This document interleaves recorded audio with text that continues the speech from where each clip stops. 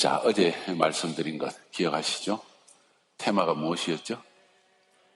하나님의 제자와 하나님 나라의 제자와 주님의 심령 속에 불타오르는 열정은 하나님의 나라의 비밀을 깨닫는 자를 세우는 것이었다.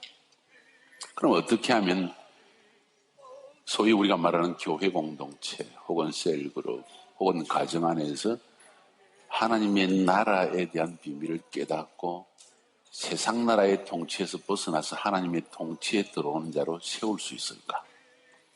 어떻게 하면 이런 일이 가능할까? 대부분의 사람들이 세속 사회 속에서 세상 속에서 세상의 통치, 세상의 영적인 분위기, 경제적인 시스템, 정치적인 시스템, 종교적인 시스템 가운데 살아가고 있는데 우리가 어떻게 그런 사람을 세울 수 있을까? 그런 이야기입니다. 우리 교회에서 아무리 은혜를 받고 여기 와서 은혜 받고 눈물 콧물 흘리면서 은혜를 받고 깨지고 또 깨지고 그러고도 학교 돌아가고 직장 돌아가면 또 세상의 시스템 속에 쏙 빠져서 거기에 순종하지 않으면 도저히 살아갈 수 없는 세상. 세상도 우리에게 순종을 요구하고 헌신을 요구합니다. 하나님도 마찬가지입니다. 그러므로 하나님 나라에 그 통치에 철저히 순종한 자를 세운다는 것 결코 쉬운 일이 아닙니다. 여기에는 반드시 전략이 있는 법입니다. 복음서를 읽어보면 마태, 마가, 누가, 요한복음에 읽어보면 예수님의 삶과 사역을 우리에게 보여주고 있습니다. 단순히 예수님께서 선한 일을 하셨다, 기적을 행하셨다, 하나님의 아들이셨다, 십자가에 죽으시고 부활하셨다 하는 사건을 넘어서서 주님은 오늘날 2000년 뒤에 살고 있는 우리들이 어떻게 하면 하나님의 나라의 통치에 철저히 순종하는 자를 세울 수 있는가 하는 그 전략도 우리에게 보여주고 있다는 사실을 알아야만 합니다. 성경은 단순히 은혜만 받기 위해서 그리고 잊어버리기 위해서 존재하는 책이 아니고 우리에게 영원히 불변하는 원리들을 가르치기 위해서 주신 책이 성경입니다. 나는 우리 청년 세대들이 성경 말씀을 깊이 상고하는 여러분이 되기를 바랍니다. 하나님의 말씀이 내 심령 뼛속에까지 사무쳐서 그것이 내 삶의 결정을 이끌어내는 원동력이 될 수 있기를 바란다는 거예요. 아무리 세상이 요구하는 것이 있고 내 마음속에 두려움이 있고 또 미래에 대한 염려, 근심이 있지만은 그것을 넘어서서 나의 삶을 인도하시는 하나님의 말씀에 대한 확신이 뿌리 내리지는 그런 세대가 일어나는 것을 보기를 원한다는 것입니다. 많은 사람들이 묻습니다. 어떻게 하면 사람을 세울 수 있을까요? 어떻게 하면 하나님 앞에 헌신된 사람을 만들어낼 수 있을까요? 많은 것이 있습니다. 기도, 교제, 성도의 교제, 사역도 시키고 다 중요합니다. 주일 성수도 하고. 근데 저는 역시 사역을 해보고 또 제자와 사역을 쭉 이끌어내보면서 느끼는 것은 하나님의 말씀이 얼마나 그 심령에 뿌려졌느냐에 달려 있습니다.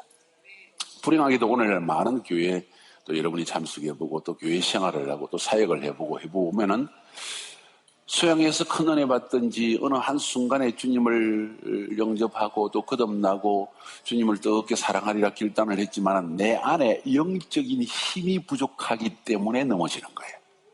그 영적인 힘은 하나님의 말씀이 얼마나 깊이 내 심령에 내 뼛속에 뿌려졌느냐 여기에 달려있는 거예요. 쉽게 표현하면 하나님의 말씀을 얼마나 내가 받았느냐는 것이고 또 그 하나님의 성경의 말씀을 통해서 내 자신이 누구인지를 얼마나 깨달았으며 세상에 살고 있는 나의 존재가 무엇인지를 성경을 통해서 영적 자리를 정확하게 깨닫고 자리 잡은 자, 그 사람만이 세상에서 하나님의 통치 아래서 승리하며 살아갈 수 있다는 겁니다. 그래서 이 하나님의 성경 말씀을 배운다는 것은 너무나 중요합니다. 저는 여러분들이 이번 집회 마치고 나서 복음서를 하루에 한 번씩 좀 읽어볼 수 있기를 바랍니다. 만약 그게 힘들면 사복음서 중에서 오늘 마태복음, 내일은 마가복음, 그 다음에 누가복음, 그 다음에 요한복음, 그 다음날 또 마태복음, 마가복음, 누가복음, 요한복음 자꾸 한번 읽어보세요. 이번 강의 들은 것을 토대로 해가지고 여러분이 뭔가를 깨닫게 될 것입니다. 복음서 안에서는 항상 예를 들어서 누가복음을 지금 제가 강의하고 있는데 거기에는 큰 주제가 있더라고요. 하나는 하나님의 나라, 두 번째는 성령입니다. 성령으로 현재적으로 임하는 하나님의 나라, 성령을 통해서 하나님의 나라의 비밀을 깨닫게 하시고 미래에 도래할 하나님의 나라를 소망하게 하는 그 주님 모습. 특별히 하나님의 나라가 성령으로 말미암아 현재적으로 임하여서 귀신이 쫓겨나고 치유가 일어나고 기적의 역사, 이건 하나님 나라에서 일어날 일들을 이 세상에서 지금 보여주고 있는 현재적 사건입니다. 그것이 성령을 통해서 임하고 있다. 그래서 더러운 귀신을 쫓아냈을 때 바리새인들, 서기관들은 말하기를 더러운 귀신 바알세불의 힘을 빌어서 귀신을 쫓아낸다고 하니까 예수님께서 뭐라 그런지 아세요? 내가 성령으로 귀신을 쫓아내는 것이면 하나님의 나라가 이미 너희 가운데 임하였느니라. 현재적인 하나님 나라를 말하는 거예요. 우리가 이 세상에 살면서 경험하고 또 경험하고 주님 오실 때까지 경험해야 될 일은 바로 그 현재적인 하나님의 나라를 성령을 통하여서 체험하는 일이라는 거예요. 나는 우리 청년 세대들이 그것을 체험하는 세대가 될 수 있기를 바랍니다. 그것도 옛날에 체험했다가 아니라 오늘도 내일도 끊임없이 체험하면서 세상의 시스템, 통치 가운데 빠져들지 않고 하나님의 통치 안에서 늘 살아갈 수 있는 확신을 지닐 수 있는 그런 세대, 저는 그런 세대가 일어나는 것을 보기를 원한다는 겁니다. 가능한 일입니다. 예수님의 간절한 열망이 뭐라 그랬어요? 하나님의 나라가 도래하는 것, 나라가 임하옵시며. 우리의 기도의 최고의 목표가 무엇이 되어야 될까요? 나라가 임하옵소서. 하나님의 나라가 임하게 하옵소서. 그리고 미래에 약속하신 그 완전한 하나님의 나라가 속히 임하옵소서. 그것이 우리의 기도의 중심이 되어야 되는데 우리 아들 서울대학 들어가게 해주세요. 그것도 들어주십니다. 일용할 양식도 구하라고 할 정도이니까. 시험에 들지 않도록 나를 보존해 달라고 또 기도하라고 말씀하셨습니다. 그러나 우리의 기도의 가장 중심적 핵심은 무엇이냐? 하나님의 나라가 임하게 하옵소서. 왕의 대로 위에 하나님의 나라가 임하게 하옵소서. 특히 81개 주 가운데 하나님의 나라가 임하게 하여 주시옵소서. 이 중심, 이 중심이 우리 가운데 있을 때 주님이 가장 기뻐하시는 기도요. 그 사람을 하나님께서 기뻐하시고 그 사람을 통해서 현재적인 하나님의 나라가 임하게 해주신다는 겁니다. 할렐루야. 그래서 우리는 성경을 통해서 굉장히 자세하게 주님이 이 하나님의 나라가 임하는 제자들을 세우기 위해서 무슨 일을 행하셨는지를 연구하는 것은 굉장히 중요한 일입니다. 우리 성경 본문 하나 봅시다. 본문도 안 읽었네요. 마태복음 4장. 몇 가지 본문, 똑같은 내용이지만은 사복음서 가운데서 어떻게 기록하고 있는지를 보기 위해서 마태복음 4장 17절부터 22절까지의 말씀을 보면 마태복음 4장 17절부터 22절 예수님께서 제자를 선택하신 내용입니다. 이때부터 예수께서 비로소 전파하여 이르시되 회개하라 천국이 가까웠느니라 하시더라. 이때부터가 언제인지 아세요? 세례 요한에게 세례를 받으시고 40일 금식을 통해서 마귀의 시험을 이기신 후에 누가복음 4장의 말의 표현에 의하면 마귀의 시험을 다 이기신 이후에 성령의 권능으로 갈릴리로 돌아가시니라 하는 표현이 나옵니다. 드디어 성령의 권능을 시험을 이겼을 때 성령이 임하였다. 내가 완전히 육신의 욕망에서 승리했을 때, 죽어졌을 때 하나님의 성령이 권능으로 임하여서 그때부터 하나님의 나라의 통치가 시작되는 거예요. 할렐루야. 여러분 삶에도 마찬가지입니다. 우리에게 안팎으로 수많은 시험들이 있어요. 물질적인 유혹, 부자 되고자 하는 마음, 높아지려는 명예욕, 권력에 대한 욕망, 커지고 높아지고 위대해지고자 하는 그 욕망들, 그거 다 내려놓고 주님 당신의 뜻대로 나를 사용하여 주시옵소서 하고 완전히 죽어지면 그때 성령이 나를 휩싸고 사단이 시험하다가 결국은 아이고야 니는 안 되겠다. 도저히 너를 이길 수는 없구나. 하나님의 통치를 철저히 신뢰하기 때문에 주님이 이기신 방법은 사단의 시험을 이긴 방법은 하나님의 말씀으로 하나님의 통치를 신뢰함으로 이기는 거예요. 아멘입니까? 그랬을 때 성령이 권능으로 임하여지고 예수께서 성령의 권능으로 갈릴리로 돌아가시니라 하면서 나사렛 회당에 들어가서 귀신을 쫓아내고 또 희년의 복음의 선포를 하시는 거예요.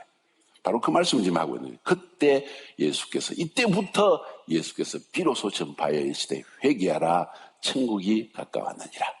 사역을 언제 시작하는지를 우리에게 보여주는 거예요. 그러면서 사역을 시작한 초기에 주님이 하신 중요한 일을 우리에게 가르치고 있습니다. 여러분 굉장히 중시하게 봐야 됩니다. 복음서에서 주님이 언제 제자를 선택하셨는가?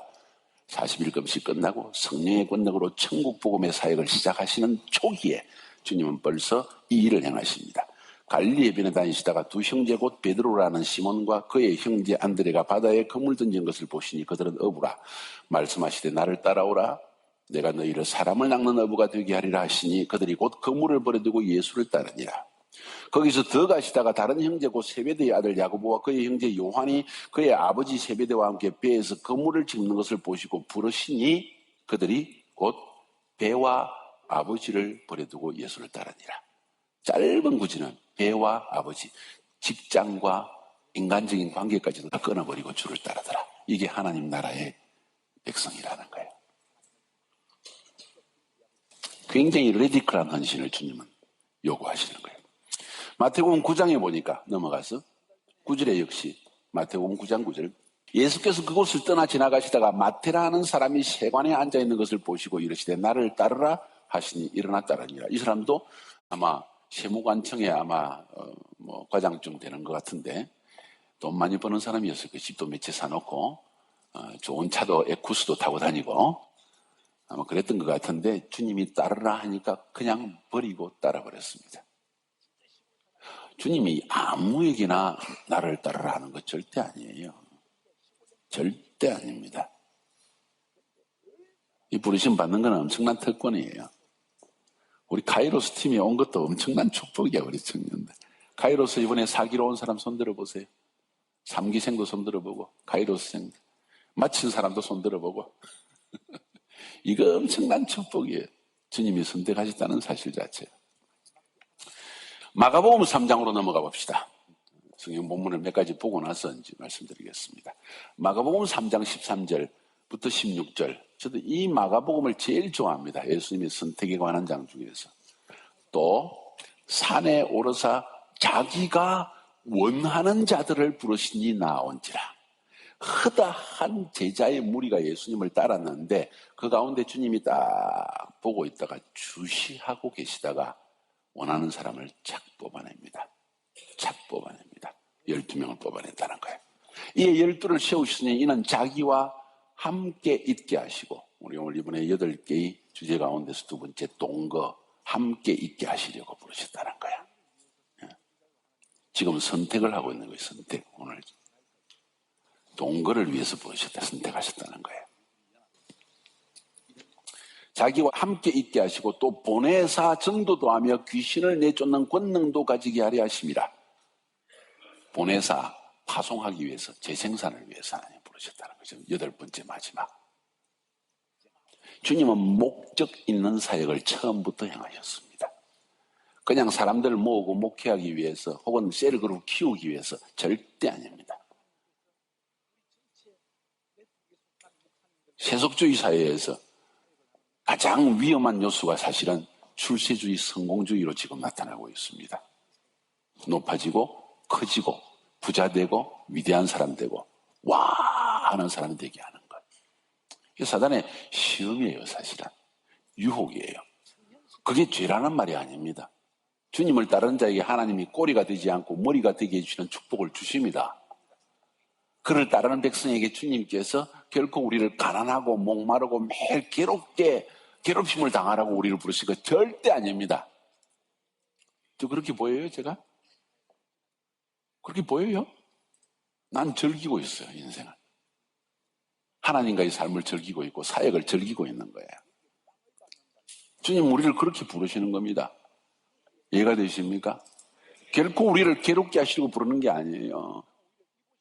그러나 목적을 가지고 계십니다. 하나님 나라를 향하여 살아가도록 우리를 보시는 거예요. 방향성이 딱 정해질 수 있도록. 그 중심만 먼저 그의 나라와 그의 의를 구하라. 그리하면 이 모든 것을 너에게 더해 주시리라. 이 모든 것에는 모든 것이에요. 말 그대로. 여러분이 원하는 모든 것. 전능하신 하나님이 천지 만물을 창조하신 하나님이 모든 것을 너에게 더해 주신다는 거예요. 그 말이 중요한 것은 더하여 주신다는 거예요. 본질은 하나님의 나라와 의를 구하는 것이네. 아멘입니까? 마가복음 3장이 그 말씀입니다. 그래서 우리는 다시 한번 말씀드립니다. 복음서를 통하여서 예수님께서 어떻게 하나님의 나라를 임하게 하고 그 하나님의 나라를 다음 세대에 전달하며 주님이 다시 가져오실 그 완전한 하나님의 나라를 추구하는 제자들을 어떻게 세우셨는지 아는 제자화의 전략과 원리들을 눈으로 볼 수 있어야만 합니다. 우리 청년들은 똑똑하니까 분명히 될 줄로 믿습니다. 그러니까 주님의 목적은 한 가지입니다. 하나님의 나라가 임하게 하는 것입니다. 따라합시다. 하나님의 나라가 임하게 하는 것. 내 심령에 임하게 하고 내 가정에 임하게 하고 내 교회에 임하게 하고 내 살고 있는 세대, 제너레이션에 하나님의 나라가 임하게 하는 것입니다. 그리고 주님의 나라가 완전한 하나님의 나라가 임할 때까지 그것을 향하여 살아가는 것입니다. 그 방향으로만 살아가는 거예요. 견눈질을 하지 않고 돌아가지 않는 거예요. 그것이 주님이 원하는 것입니다. 그 일을 할 수 있는 사람, 그 일에 본을 보일 수 있는 사람, 그 일을 위해서 또 다른 세대를 일으킬 수 있는 사람을 주님은 처음부터 선택하시는 거예요. 이 선택이 그래서 굉장히 중요하다는 거예요. 다시 말씀드립니다. 여러분 셀그룹 키우라고 교회 그냥 무조건 크게 하라고 부르신 게 아니라는 거예요.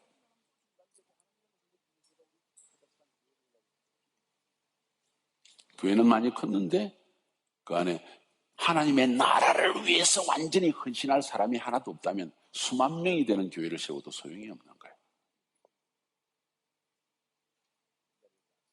하나님의 나라를 알지 못하기 때문에 여전히 세상 나라에 필요한 것만을 매일 구하는 아주 어린애 같은 신앙인들만 자꾸 붙들고 장로님, 권사님이 됐는데 기저귀를 자꾸 채워줘야 돼. 기저귀를 채워줘야 된다고 따라다니면서 저 몸이 아픈데 와서 기도해 주세요. 장로님이 그러면 어떡해? 그러잖아. 우리 집에 문제가 있어. 자기가 기도해야지. 하나님의 나라가 그 사람 자기를 통해서 임하게 만들어야지. 그래서 제자화가 중요하다는 거예요.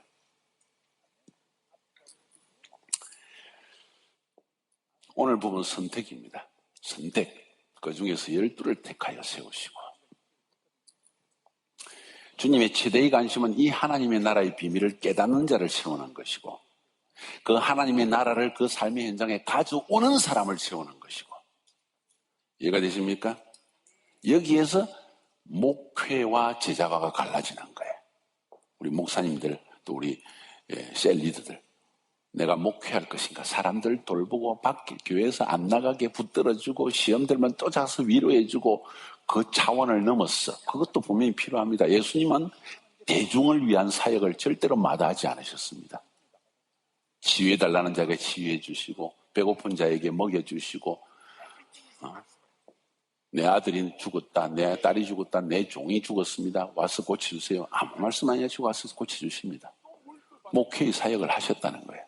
대중을 위한 사역도 하셨다는 거예요. 그런데 그것보다 더 중요한 것은 그 가운데서 선택하는 일부터 시작하셨다는 거예요. 다시 말해서 주님의 관심은 딱 정해져 있습니다. 뭘까? 복음서를 자세히 읽어보면 예수님은 온 생애를 사역 초기에 12제자를 선택하시고 3년 6개월 동안 이 12제자와 계속 함께 하시는 겁니다.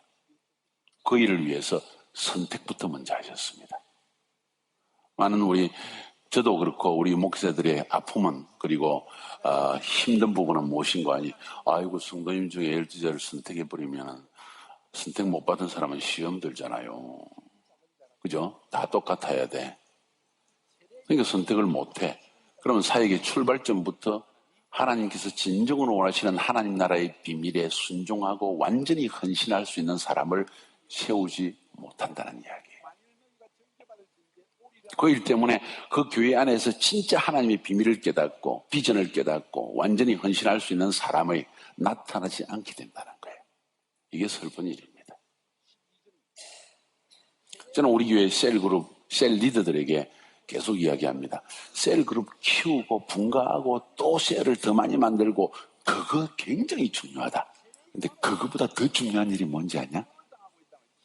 셀원이 2~3명밖에 안 되었을 때 하나님께서 어떤 사람을 나같이 셀 리더로 세우기 원하는가 하는 걸 볼 수 있는 눈을 가지는 게 더 중요하다. 자, 우리 한국말로 쉽게 교구장. 우리는 네트워크 리더라고 표현하는데 네트워크 리더들에게도 계속 이야기합니다. 당신 사역을 크게 하려고 하지 마라. 당신이 거느리고 있는 그 하나의 공동체 안에, 교구면 교구, 셀이면 셀, 그 공동체 안에서 어떤 사람을 하나님이 세우기를 원하시는가? 어떤 사람을 뽑아서 훈련시키기 원하는가? 목회하지 말고 제자화해라. 귀가 따갑게 저는 이야기를 해도 자꾸 목회만 하려고 그래요. 계속 저는 지적합니다. 2사람 정도는 뽑아내라. 할 수 있으면 3사람까지 뽑아내라. 사역할 때마다 이 사람을 항상 데리고 다녀라. 더 키로오라면 3명 다 데리고 와라. 알파 성령 수양회 할 때 그 사람들에게 사역도 1~2개씩 맡겨라. 그리고 계속 보아라. 순종하며 헌신하며 기쁨으로 주를 섬기며 따라오는지. 그런 사람에게 의도적으로 또 다른 세를 혼자서 독립해서 그냥 한 명이 나가서 세우라고 해보라. 분명히 해낸다. 그게 선택의 비밀이라는 거예요. 감이 옵니까? 조금? 이 작업을 우리는 반드시 이 세대에 뿌리내려야 됩니다. 이 일에 실패하면 다음 세대가 없기 때문입니다.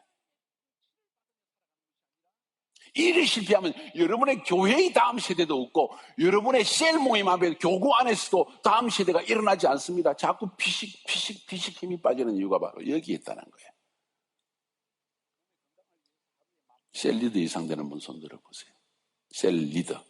교회에서 셀 리더 이상. 높이 드세요. 높이 드세요. 부끄러워하지 말고. 거의 대부분이시네. 알아들었죠? 아니, 알아들었어? 선택하라는 거예요. 분명히 하나님이 보내주는 사람이 있다는 것입니다. 주님이 뭘 가장 열망했을까? 하나님의 나라. 쉽게. 2번째, 그 하나님의 나라를 세상에 보여주고 하나님의 나라를 위해서 기도하며 하나님의 나라를 위해서 헌신할 사람을 세우는 것. 그게 주님이 가장 큰 열망이었고 비전이었습니다. 그래서 누가복음 6장에 보면 6장 12절 13절에 똑같은 선택에 대해서 주님 말씀하실 때 누가는 예수님께서 어떻게 선택하시는가를 보여주는데 이때에 예수께서 기도하시러 산으로 가서 밤이 새도록 하나님께 기도하시고 밝음에 그 제자들을 부르사 그 중에서 12를 택하여 사도라 칭하시니 이렇게 말했습니다. 밤새워 기도하신 내용이 무엇일까? 이것은 예수님의 열정을 이야기하는 거예요. 이것이 얼마나 중요하든지 신중하게 기도해서 주님이 하신 일이 셀렉션, 선택이었다는 거예요. 아니, 수많은 군중을 내버려두고 12명 선택하기 위해서 밤을 새워 기도하셨다고? 예. 많은 영혼을 구원하는 것보다도 더 중요한 게 12명 선택하는 일이라고? 예. 우리가 사역할 때 선교사님들도 잘 들었어요. 오랫동안 사역을 해왔는데 10년, 20년 했는데 왜 안 나올까? 많은 사람 집중하기 때문입니다. 이 사람, 저 사람, 많은 사람. 우리는 그 중에서 선택할 수 있어야만 합니다. 한 명밖에 안 나올 수도 있고 전혀 안 나올 수도 있지만 주님 나에게 선택할 사람을 보여주시옵소서. 우리 쉽게 이야기합시다. 될 만한 사람을 뽑아내라는 거예요. 될 만한 사람을 뽑아내라는 거예요. 될 만한 사람을 뽑아내면 그 사람은 당신과 같이 사역을 할 수 있다는 거예요. 되지 않을 사람에게 투자를 하지 말라는 거예요. 그 사람이 나쁘다는 이야기 아닙니다. 시기가 아직 안 되었든지 영적으로 너무 어둠 속에 있든지 먼저 해방을 받아야 되는지 과정이 필요한 사람이 있을 수 있고 어떤 사람은 아예 본질적으로 성품이 악하고 대적하는 사람도 있을 수 있습니다. 여러 종류의 사람이 있습니다. 여러 종류의 사람 중에서 볼 수 있는 눈 그리고 뽑아낼 수 있는 결단 그래야만 하나님의 사역은 그 핵심적인 사람들을 통해서 하나님의 나라는 계속 열려지기 시작한다는 저는 그 표현을 쓰고 싶어요. 그 사람들이 교회 안에서 하나님의 나라의 사역을 하는 모델적인 역할을 하는 사람이 된다는 거예요. 그 모델적인 역할을 하는 사람이 교회 안에 적어도 10% 이상이 선택된 사람이 있어야만 합니다. 그래서 예수님은 12명을 선택한 게 아니라 70명도 뽑아냈습니다. 120명이 나중에 기도합니다. 500명에게 부활을 보이셨다 그랬습니다. 여기는 분명히 하나님이 선택하신 어떤 순간을 보여주고 있는 겁니다. 선택한다는 것은 내가 선택한 사람에 대해서 내가 헌신하겠다는 이야기입니다. 동거하잖아요. 영어로 하면 association인데 꼭 같이 먹고 자라는 이야기만은 아닙니다. associate 하라는 겁니다. 그 말은 항상 교제관계를 계속 끊임없는 관계를 형성해 나가라는 것입니다. 선택.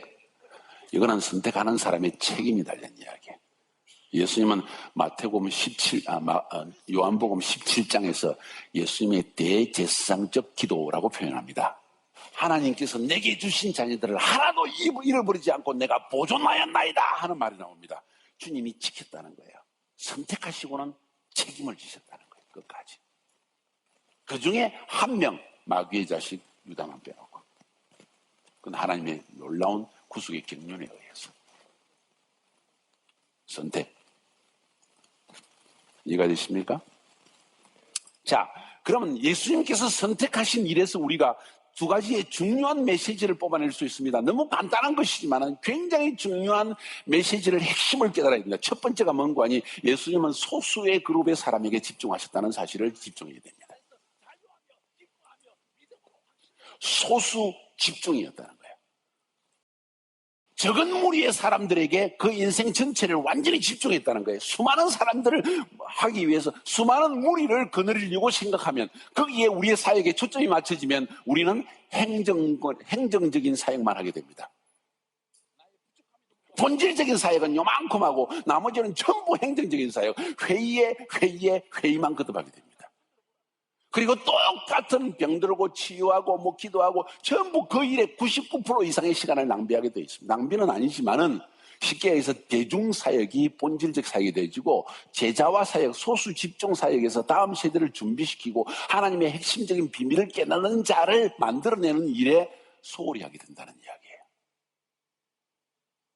목사님들이 엄청 바빠요. 그래서 장례식도 가야 되고 결혼식도 가야 되고 그러다 보면 밤중에도 설교 준비하고 있다가 갑자기 돌아가셨다면 또 가야 돼요. 그것도 한국은 3번이나 예배를 드려요. 입간 예배, 무슨 예배 하고 그러잖아요. 죽은 자는 죽은 자에게 장사 지내게 하고 너는 나를 따르라. 근데 그게 잘 안 되잖아요. 한국은 문화 때문에. 근데 실질적으로는 거기에 얼마나 많은 에너지를 다 빼앗겨서 해야 될 정작 본질적인 제자와 사역에 손을 뗄 수밖에 없는 상황까지 온다면 이건 틀림없이 잘못된 것이다. 청년들 잘 들으세요. 아멘입니까? 선택, 실렉션에서 볼 수 있는 가장 중요한 것은 예수님은 소수 집중하셨다. 소수 집중한 이유가 있습니다. 왜 소그룹의 사람에게 집중했을까? 많은 소그룹을 만들어 집중했다는 말이 아니라 한 부류의 소그룹의 사람들을 만들어내서 집중했다는 것입니다. 왜 그럴까요? 왜 소수의 사람을 만들어내서 3년 6개월 동안 그 하나님의 아들이신 메시아가 이 땅에 오셔서 수많은 대중들을 먹이고 살리고 하나님 나라를 보여주고 가버리면 될 텐데 그렇게 하지 아니하시고 주님은 그 중에서 12명을 선택해가지고 3년 6개월 동안 말하자면 100%의 시간을 제자들과 함께 보내셨다는 거예요. 왜 그랬을까? 집중의 원리 때문입니다. 소수의 그룹과 늘 함께 있을 때 그들에게 집중할 수 있기 때문입니다. 다수의 사람이 많이 있을 때 우리는 한 사람에게도 집중하지 못합니다. 그 사람의 아들이 어떻게 무슨 문제가 있는지, 그 사람의 심령이 어떤 상태에 있는지, 여전히 세상적인 것을 추구하며 살아가고 있는지, 겨우겨우 11조만 하고 겨우겨우 주일 성수만 하고 있는지 다 파악하지 못한다는 거예요. 그래서 어떤 사람은 이야기합니다. 나는 목회가 100명 이상 넘었으면 목회가 안 된다고 생각합니다. 하고 생각하는 이유는, 그 이유가 뭘까? 수많은 사람들을 목회하기 시작하면 한 사람에게도 집중할 수 없기 때문입니다. 사람은 보호와 관리가 필요한 존재입니다. 그렇죠? 케어가 필요하다는 거예요. 돌봄이 필요하다는 거예요. 그 돌봄을 통해서 멘토링도 하고 야단도 치고 책망도 하고 비전도 불어넣어주고 하기 위해서는 그 사람에게 집중해주는 일이 필요합니다. 그 일이 없이는 사람은 변화가 없습니다. 자라나지 않습니다. 선천적으로 착해서 순종은 잘하는지 모르지만은 내 안에 하나님의 말씀으로 양육을 받고 자라나는 일이 없다는 거예요. 이게 집중의 원리라는 겁니다. 우리는 하나님의 사역을 할 때 소수 그룹에게 집중을 해야 됩니다. 그 소수 그룹에 집중할 때 두 번째 이 원리가 나오는데 최대 효과의 원리입니다. 낙수물이 바위를 뚫는다는 이야기 아시죠? 그죠? 똑, 똑, 똑, 똑. 그 물방울이 무슨 힘이 있을까? 근데 5년, 10년이 지나면 그게 바위에 구멍이 뻥 뚫려져 있어요. 최대 효과입니다. 물방울이 밖으로 새나가지 않아요. 마치 콜라병에 넣고 물방울 하나씩 똥 하면 꽉 차버립니다.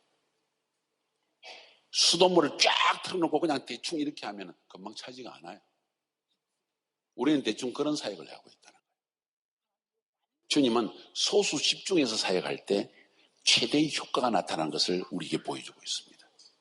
바로 그 사실 때문에 예수님이 십자가에 죽으시고 부활하신 이후에 12사도가 전부 순교자가 되었다는 사실.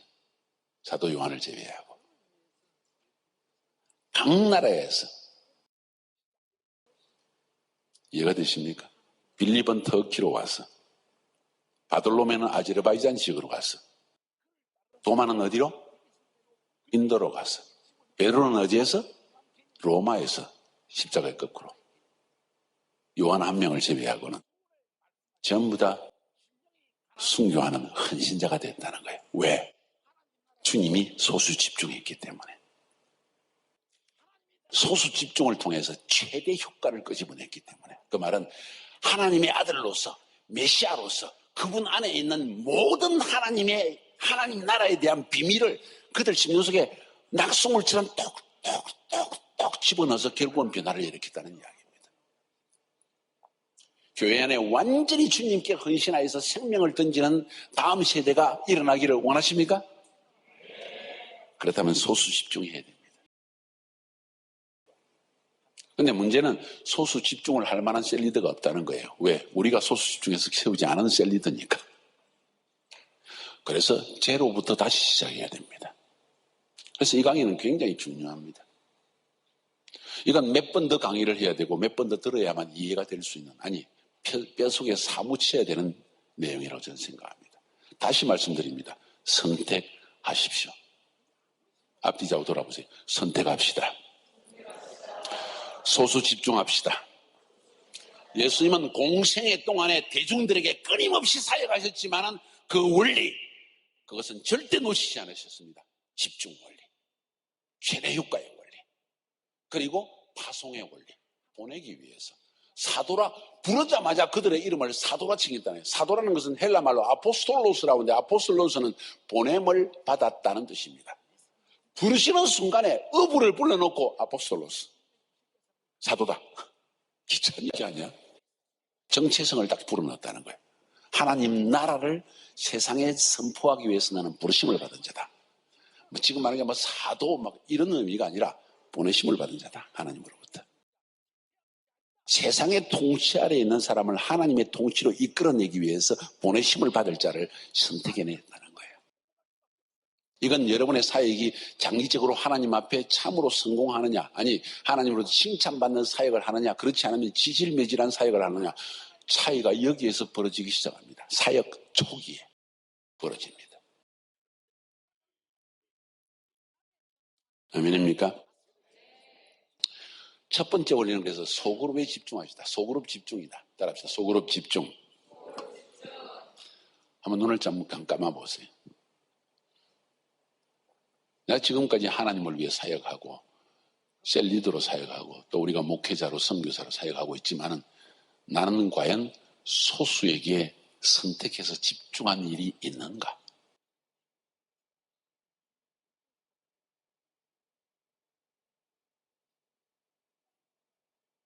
겨우겨우 매주 사역에 쫓기면서 가고 있지는 않았는가? 나를 통해서 예수님의 12제자처럼 주님께 헌신하여 십자가에 거꾸로 매달려 죽을 결단을 한 사람들이 일어났는가? 안 일어났다면 왜 그런가? 결론은 간단합니다. 소수 집중하지 않았기 때문이라는 거예요.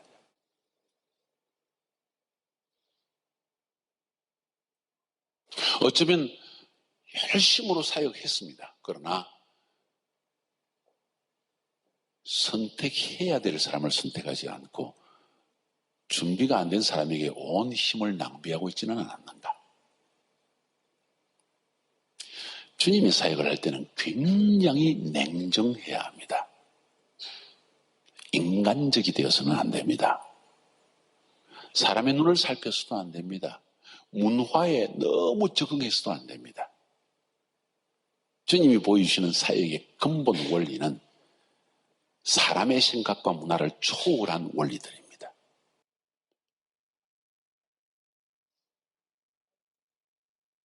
어쩌면 사람을 선택하면 선택하지 못한 사람이 힘들어할 수도 있고 인간적으로 질투해서 문제를 일으킬 수도 있겠지만 선택한 사람이 자라나며 영적으로 성장하며 치고 나가는 모습을 볼 때 시간이 지나갔을 때 온 공동체가 잘했다는 말을 할 것입니다.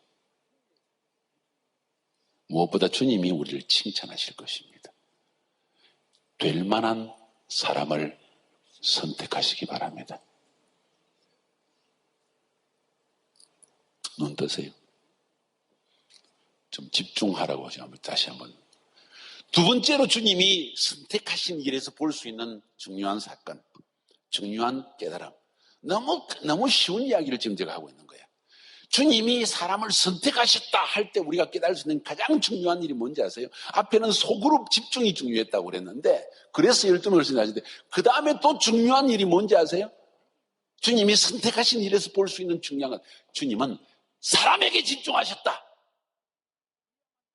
일에 집중하지 않으셨다. 건물에 집중하지 않으셨다. 사람에게 집중하셨다. 사람을 키우셨다. 사람을 부르셨다. 사람에게 집중하셨다는 사실입니다. 주님은 한 사람이 얼마나 중요한지를 알고 계시는 분이었다는 거예요. 내가 수많은 100명, 200명, 1000명, 10,000명 성도를 지니는 것보다도 주님은 더 중요한 것이 한 사람이 더 중요하다는 사실을 깨달았다는 거예요. 이해가 되십니까?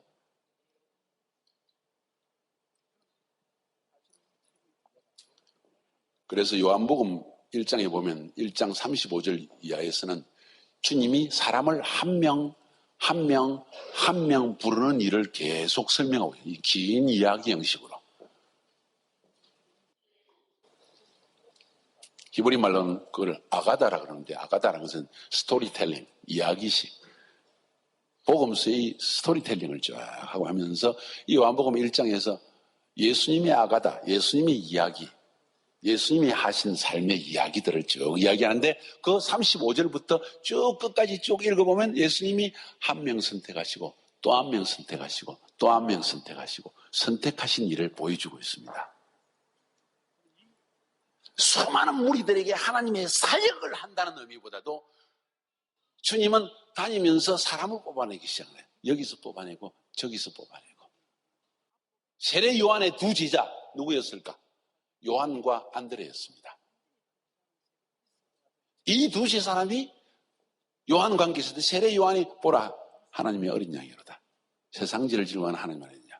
그러니까 그들이 예수님 갔을 때 예수님이 그들을 제자로 삼았습니다. 안드레가 예수님과 함께 동거, 어소시에이션 하고 난 뒤에 당장 자기 형제 베드로에게 쫓아가서 베드로를 또 예수님께 인도합니다. 또 길을 가다가 예수님이 그 다음 이야기는 또 빌립을 만났습니다. 너는 나를 따르라 하니까 빌립이 또 예수님을 장르 따랐습니다. 예수님을 따라서 예수님과 동거하다 보니까 빌립이 변화되었습니다. 그래서 나다나엘에게 가가지고 야 내가 메시아를 만났다고 이야기합니다. 전도, 제자화는 이렇게 연속되고 있다는 사실을 주님이 보여주고 있어요. 여기서 제일 중요한 것은 사람을 선택하셨다는 사실이에요. 아무나 따라오게 한 건 아닙니다, 여러분. 그럼 누구를 선택했을까? 올바른 사람을 선택해야 되는데 누구를 선택했을까? 주님은 결코 서두르지 않으셨습니다. 앞뒤 좌우 돌아보면서 서두르지 맙시다. 서두를 필요도 없습니다. 주님이 예비한 사람이 있습니다.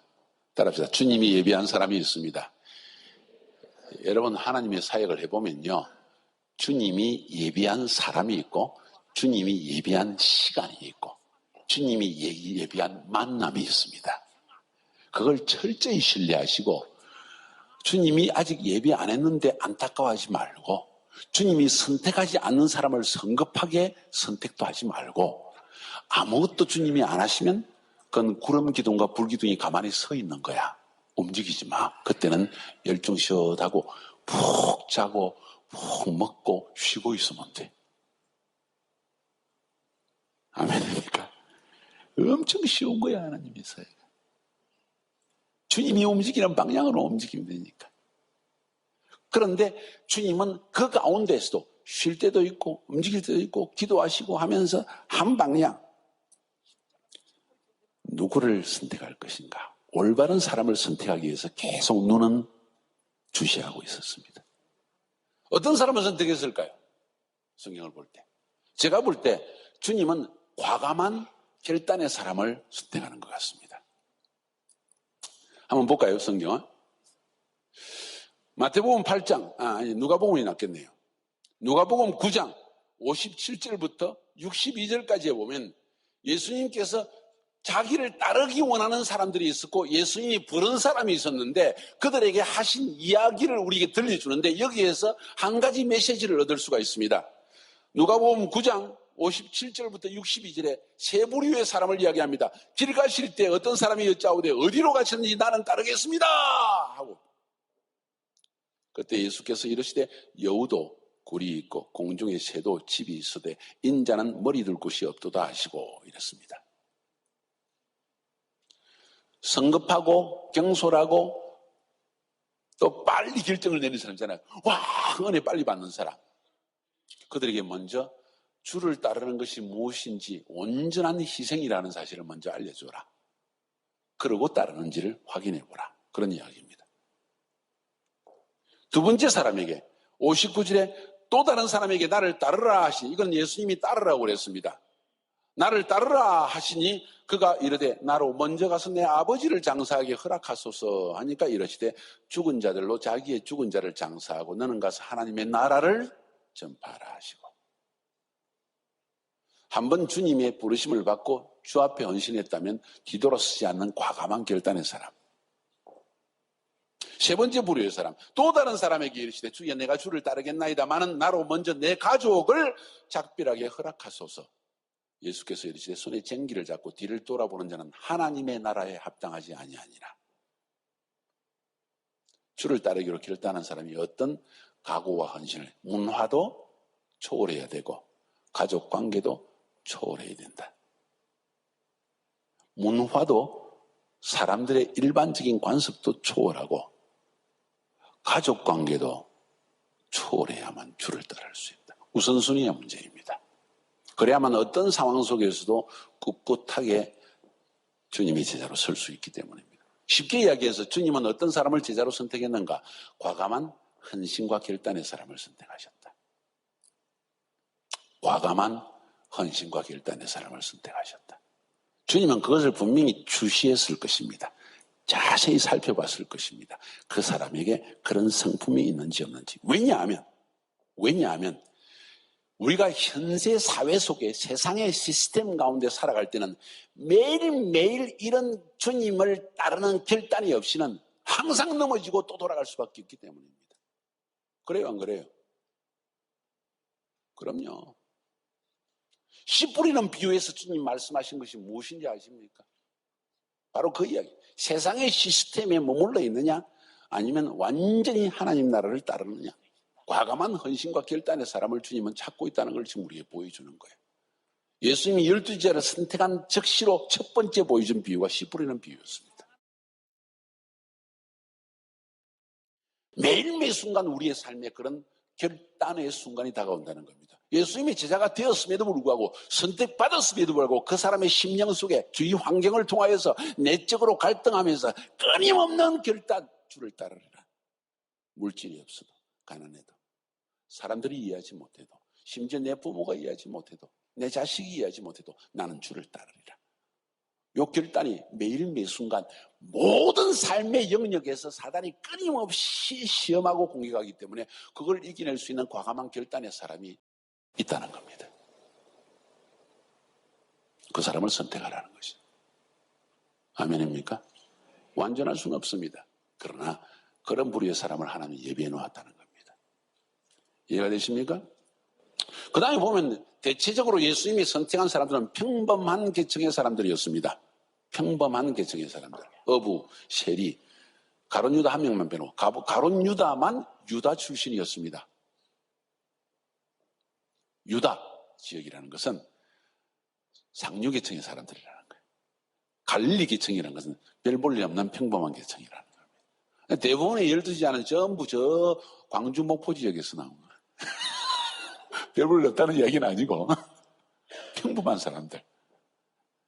수원도 넣어줄까? 부산도? 평범한 사람들. 자기의 세상 욕망이 가득 찬 사람은 참 힘든 것을 우리에게 보여줍니다. 아마 그들이 세상 욕망으로 가득 찼다면 벌써 예루살렘에 있을 거예요.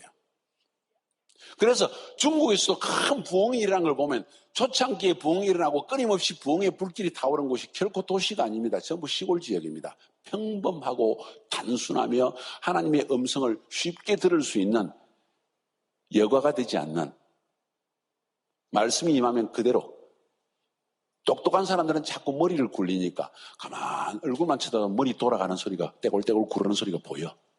들려. 이런 사람은 제자 되기가 힘들다는 거예요. 평범한 사람들. 아멘입니까?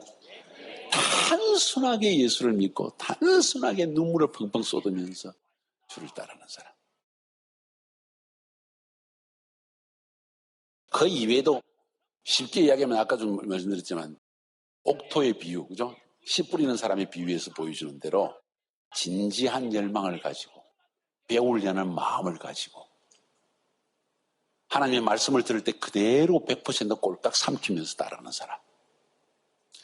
자기 머리를 굴리는 사람 참 힘들어요.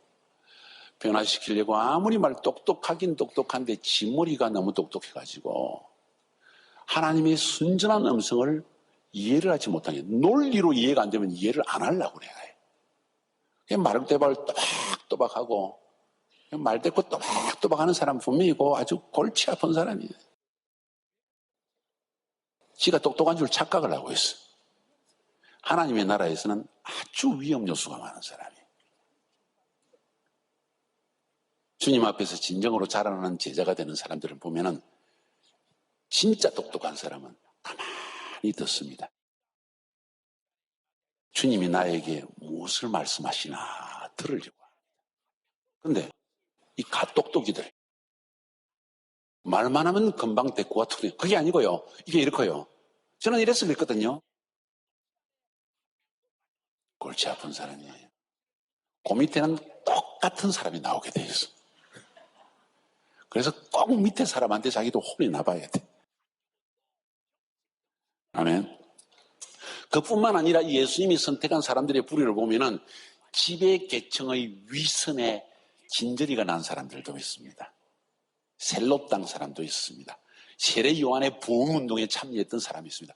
의식이 있는 사람이었다는 거예요. 의식. 따릅시다. 의식. 이래서는 안 된다. 저거는 의롭지 못한 것이다. 의에 대한 인식이 있는 사람. 바른 사람들이었다는 거예요. 그냥 착하고 물러트여서 순종 잘하는 사람 그런 의미 아니에요.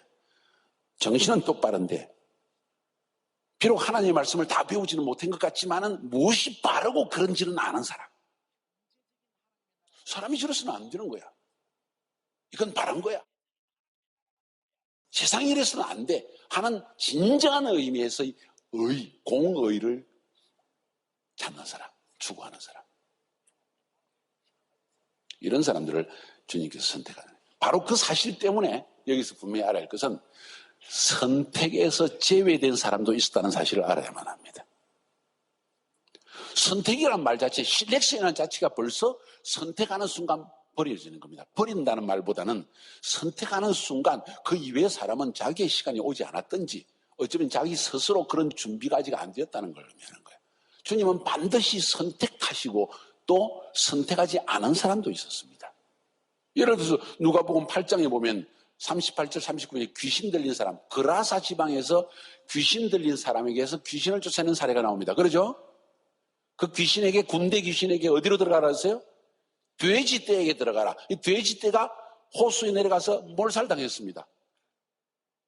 이 귀신 들린 사람이 귀신이 떠나고 나니까 정신이 온전하여서 앉았더라 그랬습니다. 그러면서 주님께 말합니다. 38절에 누가복음 8장에 귀신 나간 사람이 함께 있기를 구하였으나 함께 예수님과 함께 있기를 구하였으나 예수께서 그를 보내시며 이르시되 집으로 돌아가서 하나님께서 네게 어떻게 큰 일을 행하셨는지를 말하라 하시니 그가 가서 예수께서 자기에게 어떻게 큰 일을 행하신지를 온 성내에 전파하니라. 주님은 이 사람을 예수를 따르는 제자로 선택하지는 않았습니다. 준비가 아직 안 되었기 때문입니다. 귀신 들렸던 사람, 또 상처가 엄청 많은 사람들, 그 사람들을 제자로 삼으면 그 사람 한 명 때문에 주위 사람을 양육할 수가 없고 소수 집중도 할 수 없습니다. 모든 에너지와 힘을 다 빼앗아가는 거예요. 예수님은 12해 동안 혈류병 걸린 여인이 예수님의 옷자락만 만났을 때 능력이 당한 걸 알았습니다. 그죠? 우리도 사역을 해보다 보면 저 사람, 저 권사님이 내 힘을 다 빼앗아간다 하고 말하는 경우가 있습니다. 셀원 중에 저 한 명이 내 모든 힘을, 내 신경을, 내 모든 에너지를 다 뽑아간다. 왜 표현할 수 있습니다. 그렇죠? 그럼 다른 사람에게 집중할 수 있을까? 없다는 이야기예요.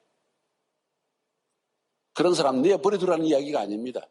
우선순위에 대한 이야기입니다. 선택했다는 것은 그들에게 집중해야 된다는 걸 의미합니다. 왜? 그래야만 그 다음 세대에 더 큰 하나님의 역사가 시작될 수 있기 때문에. 아멘입니까? 이게 선택의 비밀이라는 것입니다. 왜 선택하셨을까요? 선택의 목적이 뭘까요? 이것은 앞으로 어떻게 하나님이 우리에게 보여주시는 사람을 선택했을 때 그들에게 뭘 해야 되는지를 보여주는 중요한 내용입니다. 어제는 큰 그림을 말씀드렸습니다. 제자화란 무엇이냐? 세상의 통치 가운데 사는 사람을 하나님의 통치 안으로 이끌어들이는 것이다. 세상의 통치 세계 속에서 두려워하고 근심하고 염려하고 살던 사람을 하나님의 완전한 선한 통치를 믿는 사람으로 만들어내어서 자신감이 넘치고 평강하며 깊은 자유를 누리며 살아갈 수 있도록 바꿔놓는 것이 제자화의 과정입니다. 이게 큰 그림입니다. 제가 말씀드리는 하나님 나라의 제자화의 그림입니다. 이해가 되시죠? 요한복음 17장을 살펴보면 왜 예수님께서 12제자를 선택했는지 선택의 목적을 말해줍니다. 첫 번째, 하나님을 알게 하기 위해서. 의외로 교회는 다니고 있으면서도 아버지를 알지 못하는 사람이 많습니다. 그 말은 히브리 말로 야다, 경험하지 못하였다. 야다, 안다는 표현을 우리가 쓰는데 야다 혹은 히브리 말로 기노스코 하는데 그 말은 체험으로 안다는 것입니다. 경험해서 안다는 것이에요. 교회는 오래 다녔는데 경험으로 하나님을 내 아버지로 경험한 사람이 적다는 거예요. 왜 12제를 선택했는가? 근본 이유는 그들로 하여금 매일 하나님을 더 깊이 알아가게 하려고. 그래서 예수님이 하신 일이 예수님 하나님의 이름을 나타내 보여주었다 그랬습니다. 하나님의 말씀을 그들에게 아버지의 말씀을 주셨다고 그랬습니다. 왜? 아버지를 알게 하기 위해서. 우리 카이로스 애들이라는 표현을 자꾸 쓰면 미안합니다. 성인인데 그래도. 우리 카이로스 그래도 애들이야, 나한테는. 우리 애들. 우리 카이로스 애들을 보면 처음에 왔을 때 가만 보니까 참 착하고 예쁘고 귀엽고 하는데 보니까 아직도 거듭남의 확신도 없는 사람이 있고 참 착하고 예쁘고 내 자식처럼 귀엽고 한데 아직 세상 가운데 방황하는 사람이 대부분이더라는 거예요. 6개월 과정 동안 우리가 카이로스를 하면서 말씀을 계속 먹였습니다. 아버지를 알게 하기 위해서. 인생의 목적을 깨닫게 하기 위해서. 그렇죠? 따님 보내보니까 그런 것 같아요. 변화되더라는 거예요. 왜 변화되었는가? 아버지의 말씀을 주었더니 아버지를 알기 시작하는 거예요. 세상에 하나님이 계시네. 그분은 살아계시네. 그분은 나를 사랑하시네. 그분은 전능하신 분이시고 내 안에 거하시는 분이시네. 그분이 원하시는 것이 이것이었구나 하는 것을 알기 시작하는 거예요. 알게 하기 위해서. 수많은 사람들이 교회 다니지만 알지 못하거든요. 왜 선택하느냐? 그 선택된 사람만이라도 아버지를 알게 했을 때 그 사람들을 통해서 또 다른 사람이 아버지를 알게 하기 위해서 요한복음 17장에 예수님이 그 기도를 하고 있는 거예요. 요한복음 17장을 읽어드릴게요. 6, 7, 8절. 세상 중에서 내게 주신 사람들에게 내가 아버지의 이름을 나타내었나이다. 그들은 아버지의 것이었는데 내게 주셨으며 그들은 아버지의 말씀을 지켰나이다. 지금 그들은 아버지께서 내게 주신 것이 다 아버지께로부터 온 것인 줄 알았나이다. 이제 알았다는 거예요. 12제자가. 비로소 그 하나님의 아들이신 메시아와 함께 동거하고도 이제야 알았다는 겁니다. 3년 지나고 난 뒤의 이야기입니다. 알았다는 거예요. 이제 이 안다는 과정, 체험의 과정, 하나님을 경험하는 삶. 한국에 보면 그런 책이 헨리 브렉갑이라고 하나님을 경험하는 삶이라는 책이 있습니다. 너무 훌륭한 책. 우리 교회 지도자들은 그거 다 지나갔습니다. 하나님을 어떻게 경험했는가? 어떻게 경험할 수 있는가? 하나님을 경험해야 된다. 엄청 중요한 내용. 선택한 이유는 그들로 진짜 하나님을 알게만 해요. 12지자 중에 한 명도 빠짐없이 전부 하나님을, 아버지를 알게 하는 거예요. 여러분의 인생에도 아버지를 알고 경험하기만 하면 여러분의 인생 자체가 완전히 눈빛이 달라지게 되어 있습니다. 이번에 우리 카이로스 3기 학생들 부모님들이 오셔서 또 목사님들이 오셔서 첫 번째로 저에게 하는 이야기가 뭔지 아세요? 사람이 바뀌어버렸네요. 완전히 얼굴이 달라졌고 눈이 달라져 버렸대. 맞습니다. 제가 봐도 그런걸요.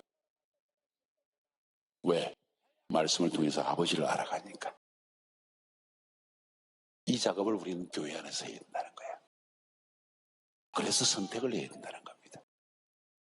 그렇지 않으면 수많은 군중이 아버지를 알지 못한 채 안개 속에서 계속 걸어갈 수 있다는 것입니다. 이 아버지를 경험한 사람이 나오면 헌신도 되어지고 순종도 되어지고 모범도 되어집니다. 그들은 다음 세대를 위해서 일할 수 있는 위대한 사도들이 될 수 있다는 거예요. 오늘 성경이 말하고 있는 아포스톨로서 보내심을 받은 사람이 될 수 있다는 거예요. 그런 사람들이 될 수 있기를 주의 이름으로 축복합니다. 두 번째로 선택하신 목적을 17절에서 요한복음 17장 17절에 주님은 이렇게 말합니다. 그들을 진리로 거룩하게 하옵소서. 아버지의 말씀을 진리니이다. 진리, 말씀이죠. 하나님의 말씀으로 그들을 거룩하게 하는 말의 의미가 뭘까요? 여기서 또 제가 해석해 드립니다. 거룩하다는 말은 히브리 말로 카도시라고 하는데 카도시, 거룩하다는 말의 의미가 근본이 무엇일까? 구별되었다는 뜻입니다. 세상의 통치에서 구별되어 하나님의 통치 안에 들어오도록 만들었다는 겁니다. 아무리 봐도 분명히 저 사람이 카이로스를 마치고 나서 사람이 구별되어 버렸어. 거룩해졌다는 거예요. 그 의미가 진정한 의미입니다. 신령해서 머리에 이렇게 태가 쫙 성령의 태가 있는 사람이 됐다는 말이 아니에요. 세상과 구별된 생각, 세상과 구별된 말 하기 시작한다는 거예요. 그게 구별됐다는 말이에요. 이것은 오직 하나님의 말씀, 진리로서만 가능한 이야기입니다. 말씀을 듣고 또 듣고 낙수물처럼 계속 말씀을 듣다 보니까 어느 순간 이 사람이 세상과 구별되어졌습니다. 어라, 내가 잘못된 시스템 가운데 살고 있었구나. 난 이제 주님께 헌신하며 살아가리라. 이것이 내 생의 가장 기쁨이다.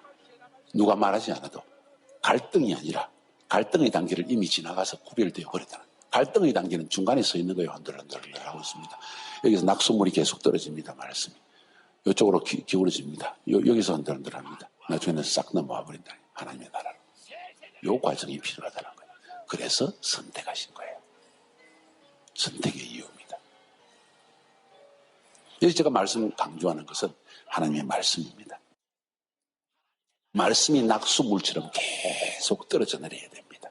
선택한 사람에게 집중적으로. 그래서 예수님은 항상 어떤 사건이 있고 난 다음에 제자들을 딱 불러 모으시고 그들을 설명을 해주십니다.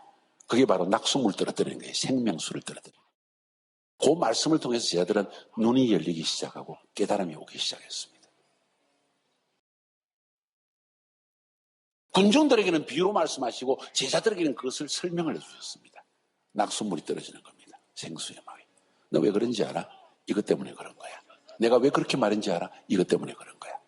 하고 설명을 할 때 이해하기 시작합니다. 이 이해가 깊어지기 시작할 때 이 사람은 그리스도의 헌신된 하나님 나라의 제자가 되기 시작하는 거예요. 아멘입니까? 마지막으로 선택하신 이유에 대해서 18절에 말하고 있습니다. 요한복음 17장 18절에 아버지께서 나를 세상에 보내신 것 같이 나도 그들을 세상에 보내었고 주님이 선택하신 근본 이유는 잘 들으세요. 보내기 위한 것입니다. 그래서 그 이름을 아포스톨로스 사도라 칭하였습니다. 하나님으로부터 보냄받은 사람이 되게 하기 위해서 부르셨다는 겁니다. 너무 중요한 이야기입니다. 다시 말해서 예수님의 12제자는 전부 풀타임 사역자가 됐다는 이야기입니다. 할렐루야. 나는 우리 카이로스 학생들 전부 다 풀타임 사역자 만들고 말 거야. 각오하셔. 그런 마음이 없이 와도 나는 그렇게 만들어낼 거요. 안 돼도 괜찮아. 그러나 목표는 나는 그렇게 했을 거지만 이 마지막 세대의 하나님의 나라를 위하여 마지막 주자로서 세례 요한처럼 선두주자로서 달려갈 핵심 멤버들을 만들어낼 거예요. 주님이 그 일을 위해서 우리 카이로스 학교를 지금 열어놓으셨어요. 얼마나 축복된 일입니까? 목적은, 주님이 선택하신 목적은 딱 한 가지입니다. 세상에 축복받기 위해서? No. 그냥 치유받기 위해서? No. 그냥 치유하기 위해서는 주님 치유하시고 네 집에 가서 하나님이 하신 일을 사람들에게 알리라 그랬을 거예요. 아니요. 선택하신 목적은 보내기 위해서입니다. 온전히 주님께 헌신한 사역자로 만들기 위해서. 자, 그렇다면 어떤 사람을 선택해야 되는지 이해가 가시죠? 이해가 갔습니까? 이게 선택의 가장 근본적인 이유입니다. 결론을 말씀드립니다. 예수님의 전도 전략, 예수님의 제자화 전략, 넘버 1, 소수 집중하셨다. 크게 이야기해요. 넘버 2, 사람을 선택하셨다. 일, 프로젝트, 컨퍼런스 이게 아니라 사람을 선택하셨다. 우선순위를 말해주는 거예요. 소수 집중, 사람 선택. 한 사람이 큰 공동체를 만들 수 있기 때문에 주님은 한 사람 사도 바울을 선택했기 때문에 이 복음이 온 세계에 전파될 수 있었던 거예요. 선택의 문제다. 의도적인 선택이다. 아멘. 헌신된 소수의 사람이 미래를 결정하는 거예요. 다음 세대를 결정하는 거예요. 헌신된 소수의 사람이 다음 세대를 결정하는 거예요. 헌신해야지.